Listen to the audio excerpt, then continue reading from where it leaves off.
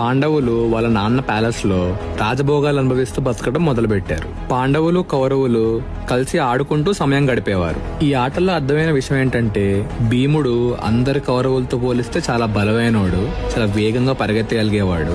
భీముడు ఆటలు కూడా ఎలా ఉండేవంటే ఇద్దరు కౌరవులు ఒకటేసారి జుట్టుతో పట్టుకొని లేపి పాండవుల దగ్గర తీసుకెళ్లేవాడు.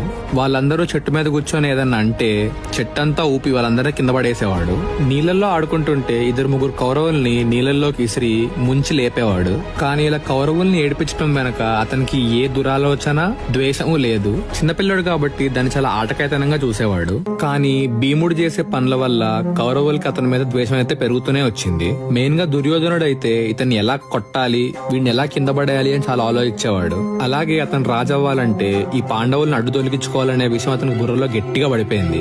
దానికోసం ఎన్ని పాపాలైనా చేసి మొత్తానికి తృణం అయితే దక్కించుకోవాలని మాత్రం బ్రెయిన్ లో ఫిక్స్ అయ్యాడు. కౌరవులంతా భీముడు గురించి డిస్కస్ చేయడం ఒక మీటింగ్ పెట్టుకున్నారు. అప్పుడు దుర్యోధనుడు ఇలా అన్నాడు: ఈ భీముడికి చాలా బలం ఉంది, ఎదురు నుంచి ఎదుర్కోవడం చాలా కష్టం.